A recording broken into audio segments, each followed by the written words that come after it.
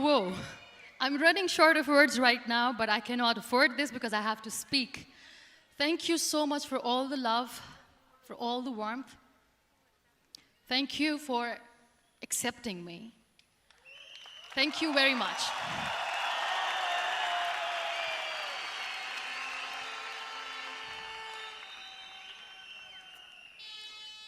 Well, I always start my talk with a disclaimer.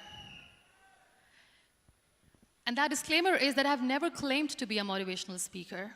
Yes, I do speak, but I feel more like a storyteller because wherever I go, I share a story with everyone. Well, it is a story of a woman whose perfectly imperfect life made her who and what she is today.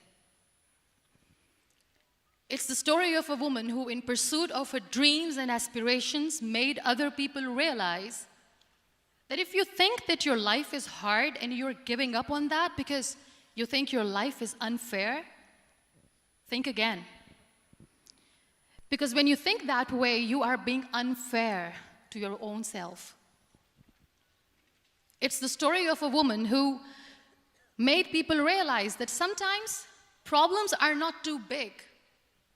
We are too small because we cannot handle them.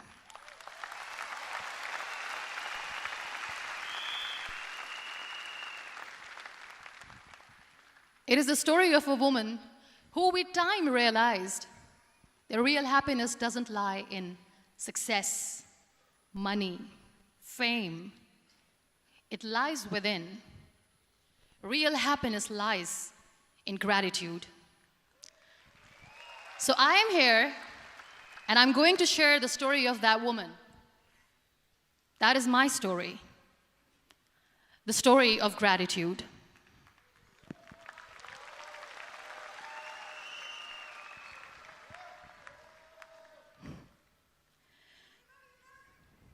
I love you too. I love you all. I believe in the power of words. Many people speak before they think. But I know the value of words. The words can make you, break you, they can heal your soul, they can damage you forever. So I always try to use the positive words in my life wherever I go. They call it adversity, I call it opportunity. They call it weakness, I call it strength. They call me disabled, I call myself differently abled. They see my disability. They see my disability, I see my ability. There are some incidents that happen in your life, and those incidents are so strong that they change your DNA.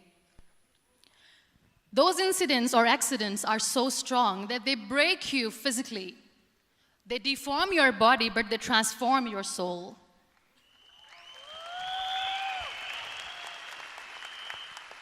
Those incidents break you, deform you, but they mold you into the best version of you. And the same thing happened to me. And I'm going to share what exactly happened to me. I was 18 years old when I got married. And this thing I'm sharing for the very first time on an international level. I was 18 years old when I got married. I belonged to a very conservative family, a Baloch family, where good daughters never say no to their parents. My father wanted me to get married. And all I said was, if that makes you happy, I'll say yes. And of course, it was never a happy marriage. Just about after 2 years of getting married, about 9 years ago, I met a car accident. Somehow my husband fell asleep and the car fell in the ditch. He managed to jump out, saved himself. I'm happy for him. But I stayed inside the car, and I sustained a lot of injuries. The list is a bit long. Don't get scared. I'm perfectly fine now. Radius ulna of my right arm were fractured. The wrist was fractured. Shoulder bone and collarbone were fractured. My whole rib cage got fractured. And because of the rib cage injury, lungs and liver were badly injured. I couldn't breathe. I lost urinary bowel control. That's why I have to wear the bag wherever I go. But that injury that changed me and my life completely as a person and my perception towards living my life was the spine injury. 3 vertebrae of my backbone were completely crushed, and I got paralyzed for the rest of my life. So this accident took place in a far-flung area in the outskirts of a very small province, Balochistan, where there was no first aid, no hospital, no ambulance. I was in the middle of nowhere in that toppled car. Many people came to rescue. They gave me CPR. They dragged me out of the car. And while they were dragging me out, I got the complete transection of my spinal cord. And now there was this debate going on. Should we keep it here? She's going to die. Where should we go? There is no ambulance. There was this 4-wheeler Jeep standing in the corner of the street. They said, put her in the back of the Jeep and take her to the hospital, which is 3 hours away from this place. And I still remember that bumpy ride. I was all broken. They threw me at the back of the Jeep and they rushed me to the hospital. That is where I realized that my half body was fractured and half was paralyzed. I finally ended up in a hospital where I stayed for 2.5 months. I underwent multiple surgeries. Doctors have put a lot of titanium in my arm. There's a lot of titanium at my back to fix my back. That's why people in Pakistan call me the Iron Lady of Pakistan.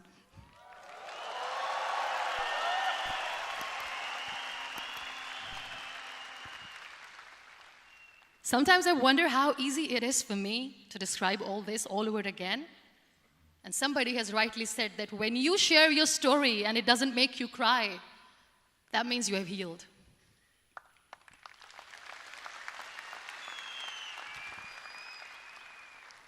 Those 2.5 months in the hospital were dreadful. I will not make up stories just to inspire you. I was at the verge of despair. One day, doctor came to me and he said, well, I heard that you wanted to be an artist, but you ended up being a housewife. I have a bad news for you. You won't be able to paint again because your wrist and your arm are so deformed, you won't be able to hold a pen again. And I stayed quiet. Next day, doctor came to me and said, your spine injury is so bad, you won't be able to walk again. I took a deep breath and I said, it's all right. The next day, doctor came to me and said, because of your spine injury and the fixation that you have in your back, you won't be able to give birth to a child again. That day, I was devastated. I still remember, I asked my mother, why me? And that is where I started to question my existence. Why am I even alive? What's the point of living? I cannot walk, I cannot paint, fine. I cannot be a mother. And we have this thing in our heads, being women, that we are incomplete without having children. I am going to be an incomplete woman for the rest of my life. What's the point? People are scared. They think I will get divorced. What is going to happen to me? Why me? Why am I alive? We all try to chase this tunnel. We all do this because we see light in the end of the tunnel, which keeps us going. My dear friends, in my situation, there was a tunnel that I had to roll on, but there was no light. And that is where I realized that the words have the power to heal the soul. My mother said to me, this too shall pass. God has a greater plan for you. I don't know what it is, but He surely has.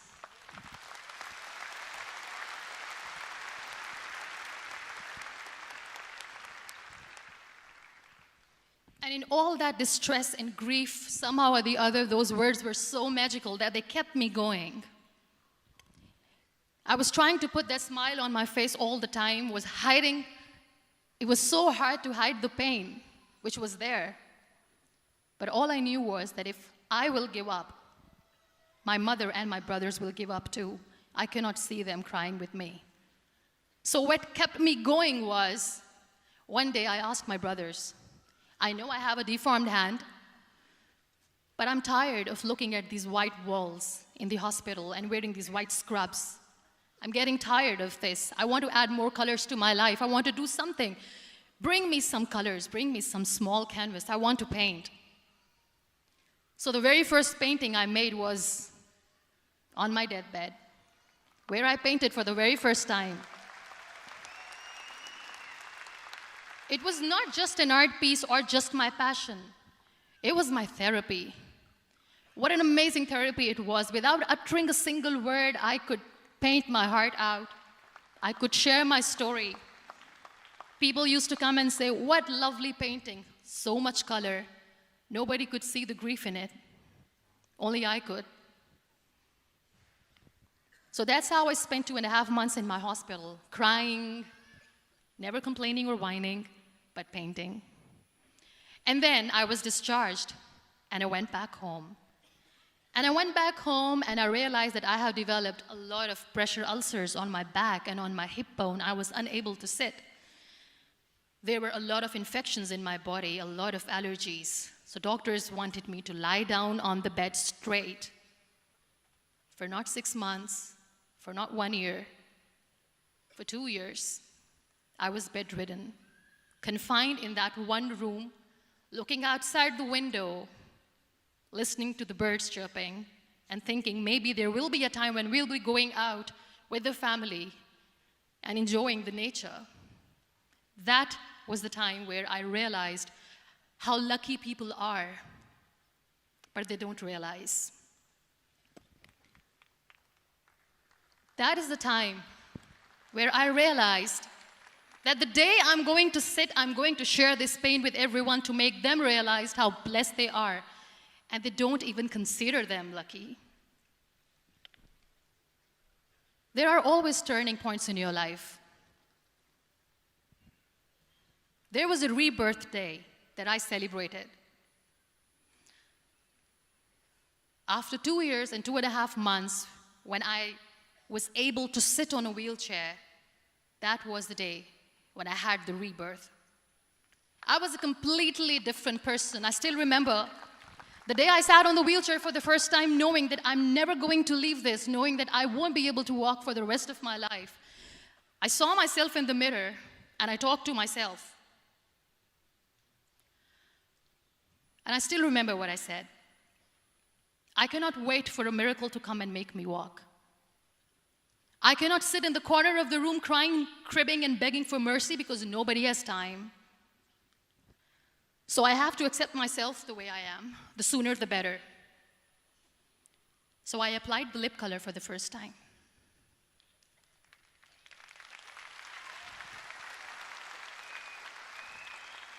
And I erased it. And I cried. And I said, what am I doing? A person on a wheelchair should not do this. What will people say? Clean it up. I put it again. This time I put it for myself. Because I wanted to feel perfect from within.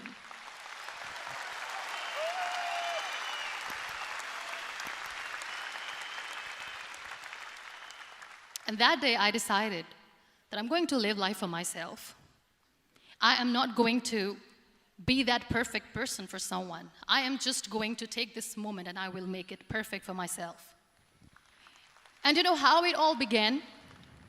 That day I decided that I'm going to fight my fears. We all have fears. Fear of unknown, fear of known, fear of losing people, fear of losing health, money. We want to excel in career, we want to become famous, we want to get money. We are scared all the time. So I wrote down one by one all those fears, and I decided that I'm going to overcome these fears one at a time. You know what was my biggest fear? Divorce. I couldn't stand this word. I was trying to cling on to this person who didn't want me anymore, but I said no. I have to make it work. But the day I decided that this is nothing but my fear, I liberated myself by setting him free. And I made myself emotionally so strong that the day I got the news that he's getting married, I sent him a text that I'm so happy for you and I wish you all the best. And he knows that I pray for him today.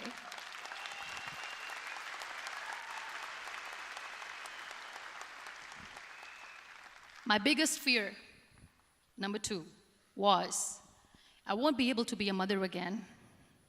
And that was quite devastating for me. But then I realized there are so many children in the world, all they want is acceptance. So there is no point of crying, just go and adopt one. And that's what I did.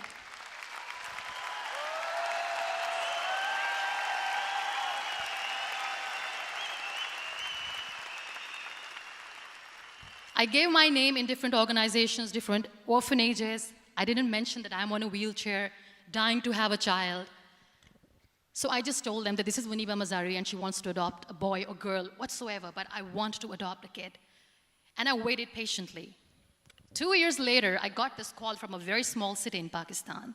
I got a call and they said, "Are you Muniba Mazari? There is a baby boy and would you like to adopt?"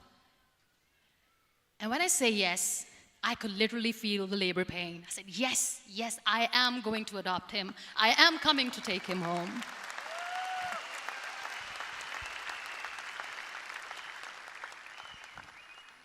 And when I reached there, the man was sitting and he was looking at me from head to toe. And in back of my head, I kept thinking that, oh my God, he is going to say she's on the wheelchair, she doesn't deserve it. How is she going to take care of him? And I looked at him and I said, do not judge me because I'm on the wheelchair. But you know what he said? He said, I know you will be the best mother of this child. You both are lucky to have each other.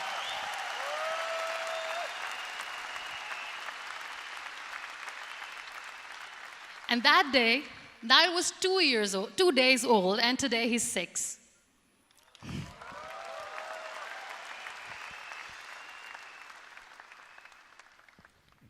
You'll be surprised to know another bigger fear that I had in me. It was facing people.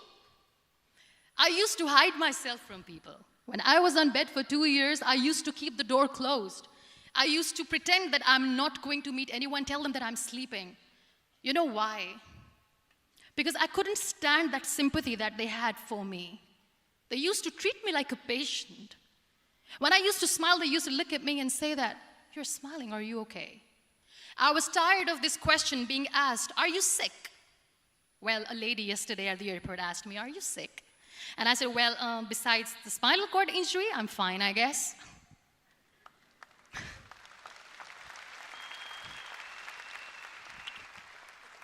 But those are really cute questions. They never used to feel cute when I was on the bed. So I used to hide myself from people, knowing that, oh my God, I'm not going to see that sympathy in their eyes. It's all right. And today I'm here speaking to all these amazing people because I have overcome the fear.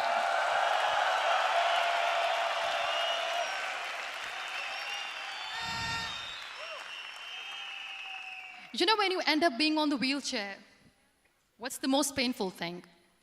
That's another fear that people on the wheelchair or the people who are differently abled have in their hearts, but they never share. I'll share that with you. The lack of acceptance. People think that they will not be accepted by the people because we, in the world of perfect people, are imperfects. So I decided that instead of starting an NGO for disability awareness, which I know will not help anyone, I started to appear more in public. I started to paint. I always wanted to. I have done a lot of exhibitions. I'm Pakistan's first wheelchair-bound artist. I have done a lot of modeling campaigns, different campaigns for brands like Tony and Guy.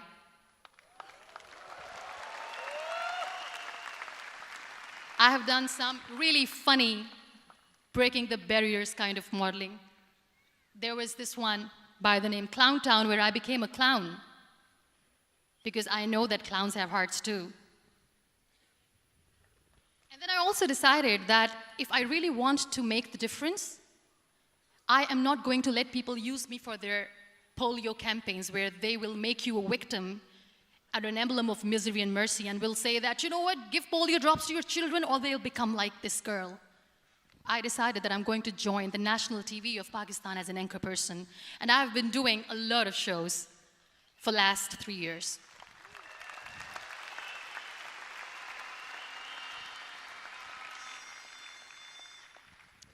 So when you accept yourself the way you are, the world recognizes you. It all starts from within. Thank you. I became the National Goodwill Ambassador for UN Women Pakistan, and now I speak for the rights of women, children. We talk about inclusion, diversity, gender equality, which is a must. I was featured in BBC 100 Women for 2015. I'm one of the Forbes 30 under 30 for 2016. And it all didn't happen alone. You all are thriving in your careers. You have bigger dreams and aspirations in life. Always remember one thing. On the road to success, there is always we, not me. Do not think that you alone can achieve things. No. There is always another person who is standing behind you, maybe not coming on the forefront, but behind you, praying for you and supporting you. Never lose that person. Never.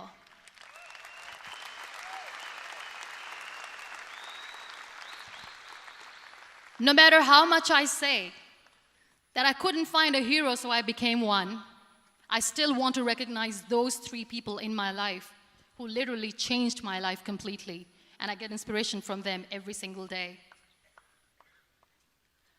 Waleed Khan. Many people know about the terrorist attacks in Pakistan. We have lost many people. And I'm sharing this with a very heavy heart because we actually have lost a lot of people in this huge turmoil of terrorism.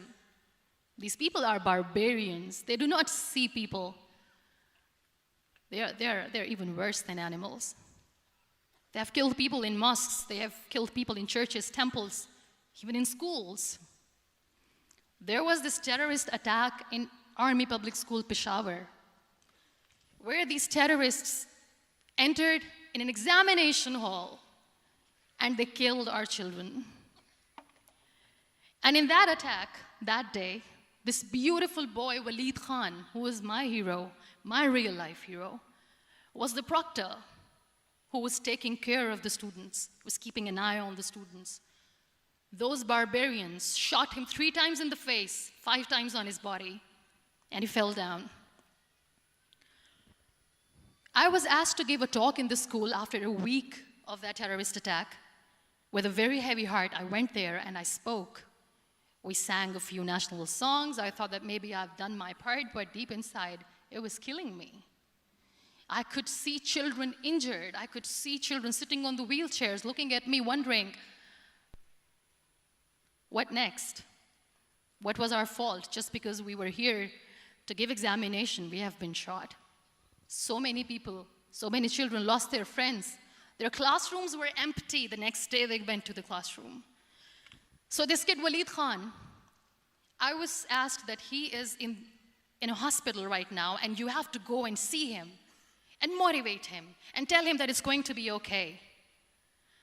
And when I saw Waleed Khan coming on the wheelchair for the first time in front of me, face was all deformed. His leg was fractured, his arm was fractured. He couldn't talk, he lost his teeth. He cannot sneeze, he cannot smell. He cannot eat. And I kept thinking, what should I say? That everything is going to be all right? No, nothing is all right. And while I was juggling with the words, what to say, what not to say, this beautiful child, Waleed Khan, came to me and he said, "Are you Muniba Mazari?" I said, "Yes." He said, "Baji, let's take a selfie."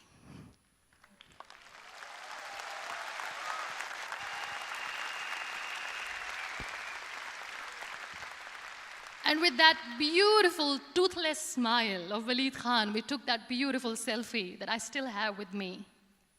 I don't share that here because he was in a very bad shape that time. And that is where I realized that when I was thinking too much about his deformities, he's happy with himself. He doesn't even care.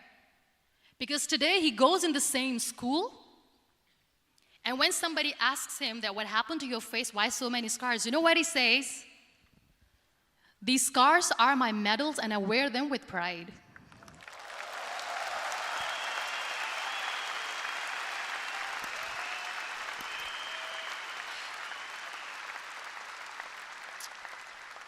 And how beautifully he says the terrorists wanted me not to study. I am going to study. I will become a doctor one day.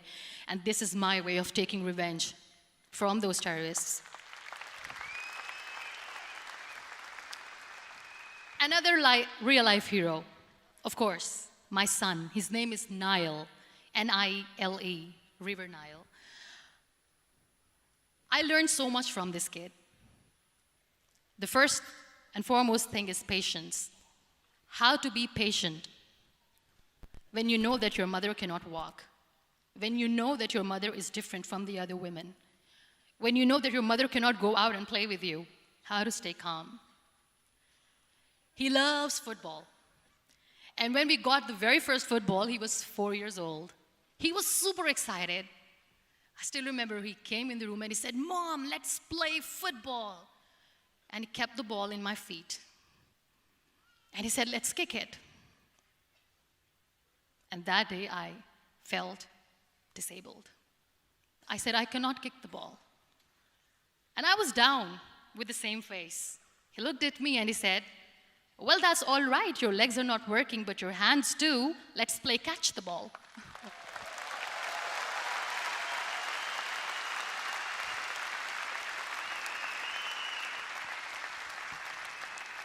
You know what? That day he made me realize that when you think your glass is half empty, come on, your glass is half full. It's all in here and here. Last but not least, the woman who made me realize that heroes have no gender. The woman who believed in me even when I was completely at the verge of despair, where everybody left, she was there. And every time I looked at her, without saying anything, she used to look at me and said, "This too shall pass. God has a bigger plan. And one day you will say that, oh my God, that is why God has chosen me." She never cried in front of me. She has always said that there will be haters, there will be naysayers, there will be disbelievers, and then there will be you proving them wrong. My mother.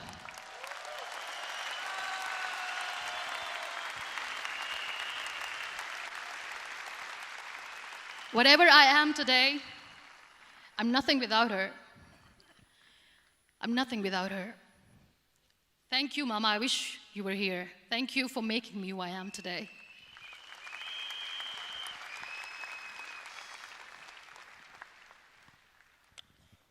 You know what? We human beings have a problem. Out of many problems, there is one more, and this is self-created one. We always expect ease from life. We have this amazing fantasy about life. This is how things should work.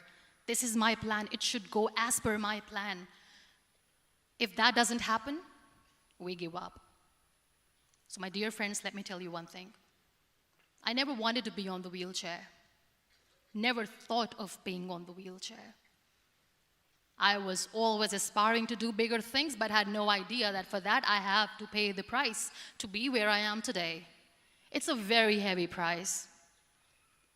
This life is a test and a trial, and tests are trials are never supposed to be easy. So when you're expecting ease from life, and life gives you lemons, then you make the lemonade, and then do not blame life for that, because you were expecting ease from a trial. Trials make you a stronger, better person. Life is a trial, and with time you realize that.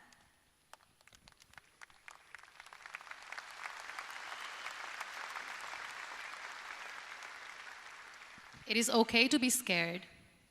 It is okay to cry. Everything is okay, but giving up should not be an option. They always say that failure is not an option. Failure should be an option, because when you fail, you get up, and then you fail, and then you get up, and that keeps you going. That's how humans are strong.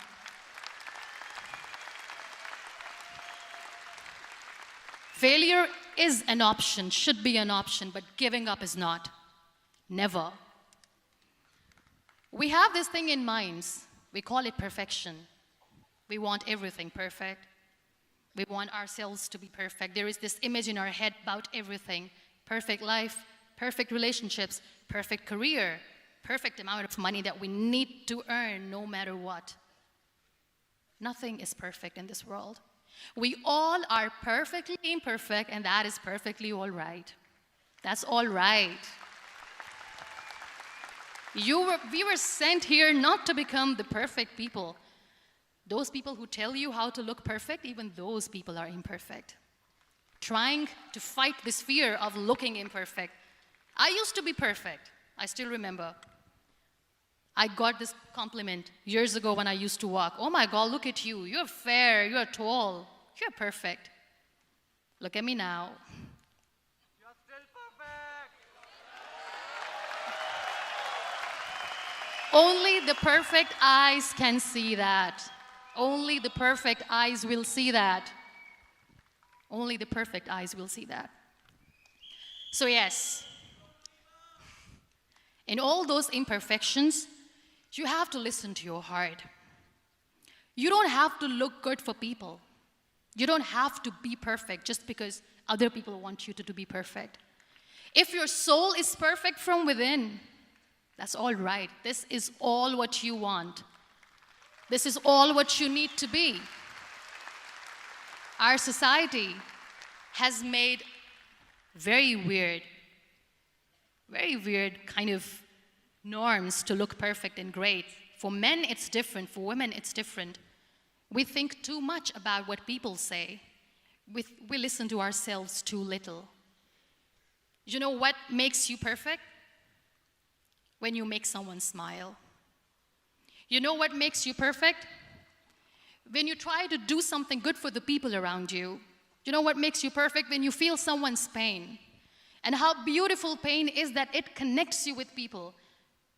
No other medium can connect you with others but pain. That's why I always say that I'm in pain, and that's a blessing in disguise for me. Today,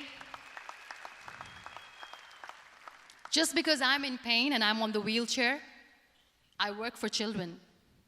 Being the head of CSR for a company, we conduct medical camps in far-flung areas of Pakistan where so many kids die because they don't have medical facilities. And I personally believe just because they cannot afford to live doesn't mean we'll let them die. So we give them money, we give them medical treatment, we try to heal their wounds, physical and emotional. And I also work for the beautiful people. We call them third gender, the transgender community of Pakistan. You know what connects me with them? All my imperfections. When I go and I hug them, they never judge me. And this very good friend of mine, her name is Bijli. Bijli means electricity. She calls herself electricity. And I said, are you electricity? She says, no, I'm lightning. I'm as strong as lightning. Because we have very bad power outage, so she doesn't want me to call her electricity. So she says, I am very strong. I'm thunder, I'm lightning. She came to me, and the first time I hugged her, she said, you are just like me. And I said, yes, I am like you. Because to people, we are so imperfect. So how beautiful these imperfections are, that because of these imperfections you can connect with people. Then why are we all running after being perfect? What's the point?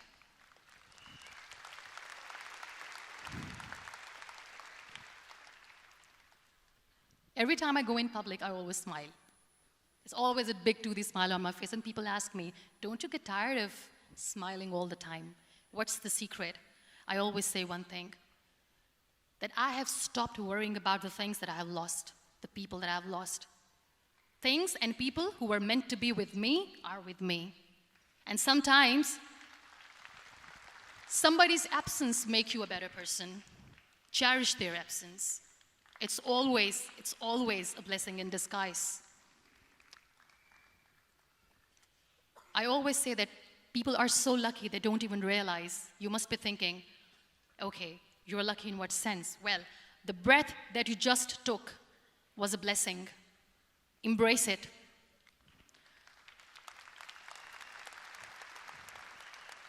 There are so many people in the world who are dreaming to live a life that you are living right now. You have no idea. Embrace each and every breath that you are taking. Celebrate your life. Live it. Don't die before your death. We all die.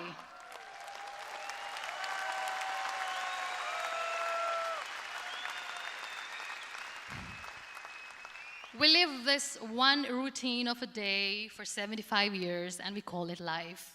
No, that's not life. If you're still thinking why you have been sent here, if you're still juggling with the concept of why you are here, you haven't lived yet. You work hard, you make money, you do it for yourself. That's not life. You go out, you seek for people who need your help, you make their lives better. You become that sponge which can absorb all the negativity, and you become that person who can emit beautiful, positive vibes. And when you realize that you have changed someone's life, and because of you, this person didn't give up, that is the day when you live. Always.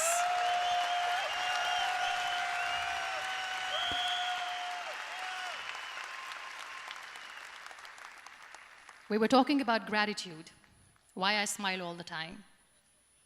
I cry all night when nobody sees me, because I'm a human and I have to keep the balance. And I smile all day because I know that if I will smile, I can make people smile. That keeps me going.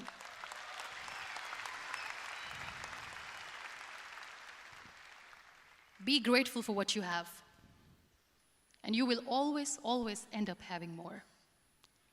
But if you'll cry and if you'll crib for the little things that you don't have or the things that you have lost, you will never ever have enough.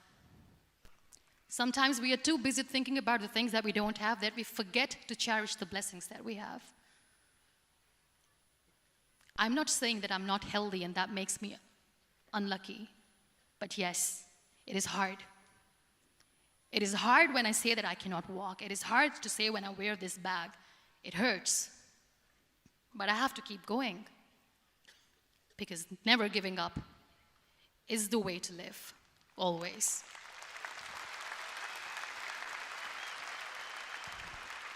So I'll end my talk on a very short note. Live your life fully. Accept yourself the way you are. Be kind to yourself. Be kind to yourself. I'll repeat, be kind to yourself, and only then you can be kind to others. Love yourself and spread that love. Life will be hard. There will be turmoils, there will be trials, but that will only make you stronger. Never give up. The real happiness doesn't lie in money or success or fame. I have this all, I never wanted this. Real happiness lies in gratitude.